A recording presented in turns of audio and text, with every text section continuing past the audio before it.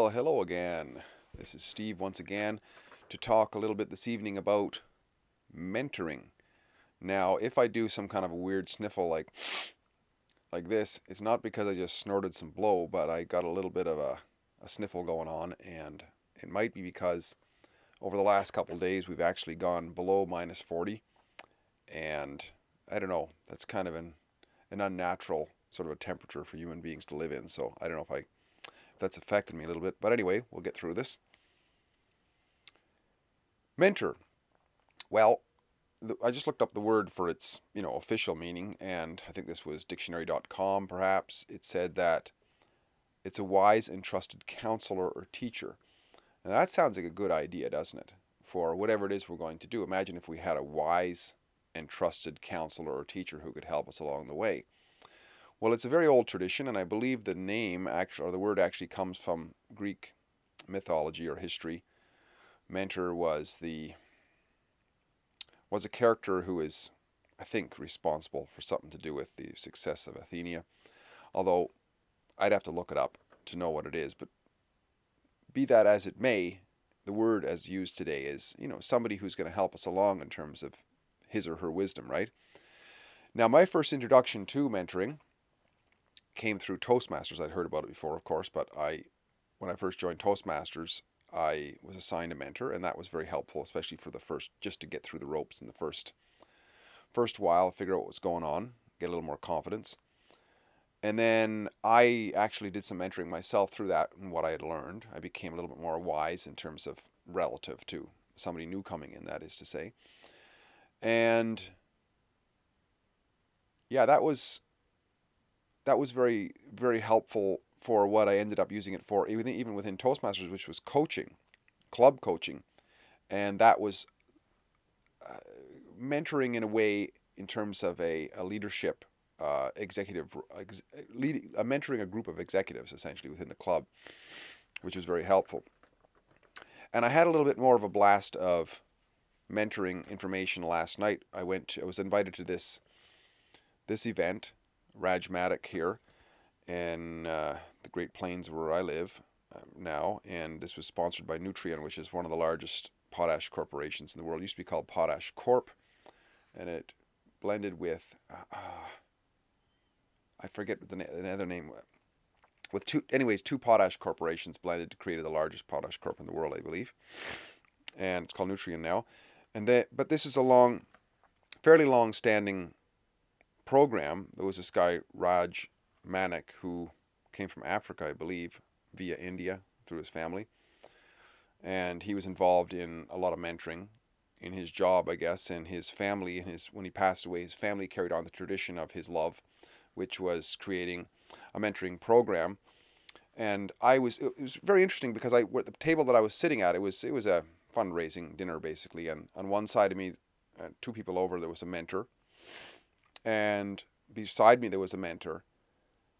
And out of the whole room, about 200 people, there was only about 10 mentors and so on, but there were two of them, like one on either side of me. So I was very fortunate to be able to talk to these people within the program, and they're very upstanding, successful business people. This type of mentoring in this program has to do with entrepreneurialism, and the mentors are successful business people. The the guy on one side of me, he owned a large carpet store, and the lady on the other side owned a successful bicycle store, and they mentored local upcoming entrepreneurs. So I thought that was a great idea because, a lot of times we're running blind when we want to do something new, but with a mentor, there could be a network and sort of this grounding, like imagine if you grew up in a family where you didn't have a wise father who could, any sort of problem you come along, you say, "Hey, Dad, how would you do this?" And Dad could tell you, or Mom, right? Imagine if we didn't have that. Well, a lot of times that's kind of the case when we're trying to do a venture. We don't have experienced people. Well, some do. Some do have family members who are very successful. Others don't. And mentors could be very helpful in this case. Another story I remember about to do with mentoring was I read a book by Jimmy Pattison about Jimmy Pattison once. It was like a biography or something, and years ago. Jimmy Pattison, in case you don't know, he's probably probably the richest guy in what we would call Western Canada. He owns like huge amounts of stuff in British Columbia and across, Western Canada, billboards and what have you. And he's very, very successful. He's a multi-billionaire of some sort. I think he owns Ripley's or Ripley's, believe it or not, or whatever it is. He owns a bunch of stuff in California too, anyway. And as a matter of fact, he opened one of his stores here recently in this town, and to entice people to come out, he owns Marilyn Monroe's dress that she wore when she dated JFK or something like that. It was kind of interesting. So it was a bit of a gimmick in a glass case. Anyway, so Jimmy Pattison, when he got started, he was a car salesman, hotshot car salesman in Vancouver, right on Broadway. It was called Bomac GM, I believe, right on Broadway in Vancouver. And he did so well that he was given the opportunity by GM to set up a new store. And the other dealers in the area didn't really like it because this upstart was given this opportunity. I'm paraphrasing here. Don't remember exactly, but the gist of it is what I want to get at. He was given this store, and then GM changed their mind. They said, because there was a complaint, several complaints from bigwigs in the GM dealership in the Vancouver area.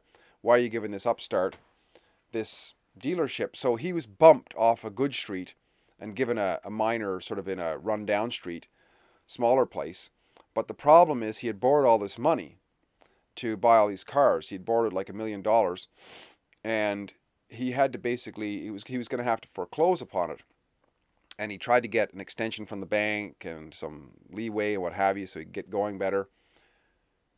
And he was at wit's end, but he was involved in a mentor program out of the States. I believe it's called the Young Presidents Association or something like that. And his mentor was this big old confident cowboy from Idaho or someplace, who was worth millions of dollars. And he was really at wit's end, so he calls his mentor. And his mentor told him, well, I'll tell you what, I've got a friend in New York, a banker. You could fly and see him tomorrow. He'll set things straight for you. And his bank was, I'm going to say the Bank of Montreal, but I don't know for sure if it was one of those major Canadian banks. So he flew to New York, and he was given the address and time to meet this guy. And he walks in, and this little Jewish guy comes out and meets him in a business pinstripe suit. And he listens to Jimmy. Jimmy told him the whole works. And this guy told him, he says, okay, tomorrow I want you to fly to Montreal, to this bank tower, at this level, at this room, and you'll meet my friend, the banker up there, one of the bankers up there. So he flies up to Montreal.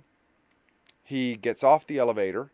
He meets another little short Jewish guy with a pinstripe suit, banker in Montreal.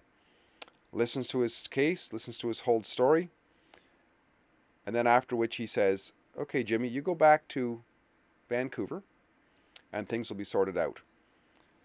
In 1 or 2 days after he arrived back in Vancouver, a neatly dressed banker from the Bank of Montreal in Vancouver walks into his office. May I see Jimmy Pattison? And they sat down, and within minutes, they signed a document extending his loan, keeping his loan, giving him good rates and so on, and he was able to thrive as a result of that. Now, that may sound like insider trading, insider dealing and so on, and it is in a way, but it was all the result of him having a mentor. And the point is, he had somebody to reach out to what do I do in this big problem? To the rich billionaire with the cowboy hat down in Idaho, this was no big deal. This was $1 million. This was like chump change for him. And this young upstart was having a real problem because he couldn't rub 2 pennies together at that point. But he knew what Jimmy was capable of. He knew this guy was a hard worker. He knew he was going to stay in it for the duration. He knew that when he recommended his buddy, the banker in New York, this was a good recommendation. This was a recommendation so strong that if Jimmy screwed up, the big cowboy with the cowboy hat was going to pay. So it's that trust relationship. Once again, you see, a trusting, not only a wise, but a trusting teacher. So the trust relationship was developed between Jimmy and the banker, and the Texan, or the cowboy hat guy. And of course, that relationship already existed between the guy with the big hat and the Jewish banker in New York, and same with the Jewish banker in New York and his Jewish brother in Montreal. And once the big banker from Montreal with the pinstripe, the Jewish guy from Montreal who was involved with the bank, called the local branch in Vancouver, the branch in Vancouver had no argument there. This was the top dog calling, say, hey, we've got a complaint that you're giving hassle to this little guy down on Main Street because he's got a loan and you're going to pull it because you don't trust him or something like that. No. Here's the terms we want to give him. He's good for the money. We've got good backing. We've got assurance that this is all okay. You go ahead tomorrow, bring a package down there for him to sign and everything's going to be okay. The point is, a lot of times with mentoring, and I've noticed that myself with the mentoring that I've done, is a lot of times people just don't know. They haven't walked the walk that you have, right? Think about the guy with the big cowboy hat in Idaho. When Jimmy calls him and he's in hock for $1 million or something like that. Meanwhile, this guy's got billions or millions in the bank. It doesn't sound like a big issue to him. He can calm him down, have a good conversation, listen him out, right? And he can hear the guy's passion in there. He says, well, we can help you out somehow. He didn't give him the money. He could have just said, here's $1 million. Could have, he had it. But no, he wanted to figure out, let's see how you can be responsible for that money. You can pay it back, right? But it's the connections that we meet. And that's the other thing I noticed through, rubbing shoulders with some of these people around here, is they have connections. And when you develop a trust relationship, they're all investors, right? They want to make deals too. And some of the nicest people I have ever met in my life are the entrepreneurs. They're the people who they put up with the state. They kind of have to. They got to get their business permits and all that stuff through the state. They begrudge it, for sure, but they put up with it. But at the end of the day, their relationships, their income and so on, is all to do with voluntary exchange. The lady sitting next door to me with the bicycle store, we were talking about how leaders are who the business owners are. And all their customers, they're like the membership. It's like their membership, right? Just like in the Toastmasters Club, you have the leadership and then you have the members. The primary role in what makes those businesses successful is that when they put their focus on serving their members, serving their customers, if they give them good service above and beyond what they expect, they're going to bring their friends, they're going to come back. Like if somebody buys a bicycle there and they're treated really well, they're going to bring their friends to buy a bicycle. They're going to recommend their friends to buy a bicycle. They're going to bring the bicycle back there to get it serviced and buy their tires and everything there. There's a loyalty that's built up, which is incredibly powerful. And these sorts of things can be learned through a quality mentor who's been down that path, especially a quality one. Like, remember what it said, a wise and trusted counselor. Somebody who's going to teach you how to steal, that's not very wise because that's going to get you in big trouble in the long run. A wise teacher is going to teach about customer service and about finding out very pragmatic ways to find out what it is that people actually want and doing our best to serve those wants and needs. If there's a match, right? If there's a match between what it is that I have to provide and what it is that they want. If the match can't be made, it's like, hey, I'm sorry, but hey, you know what? Have a look at this. Have a look at this person, what this person has to offer. That's honesty, right? But if there is a match, it's how can we make it work now? So I was very impressed with, I don't know much about this Rajmatic particular mentor. I'm not talking about that one in particular. I'm just talking about mentoring in general, right? Very, very high performers in the world, be they athletes and so on. They always have trainers all the way through. They never stop practicing and training and learning and so on. And the best real estate salespeople and so on, they keep on learning and they keep on going to events and they keep on hearing different speeches and what have you. And there's a lot to be said for that. There's a lot to be said for mentoring. And if you have a chance to find a good mentor and learn as much as you can, highly recommend it. Not from somebody who's done a lot of mentoring, but I have had a mentor and I've done some mentoring, and it's not only fulfilling to have the mentor because you can learn a lot quicker, but it's also very fulfilling to be a mentor. Steve here again, great chatting. Just a few thoughts to do with perhaps the Inner Genie project. It's heading that way eventually. If you like what I'm doing, please like, subscribe, and share, and hopefully we'll talk again soon. Bye for now.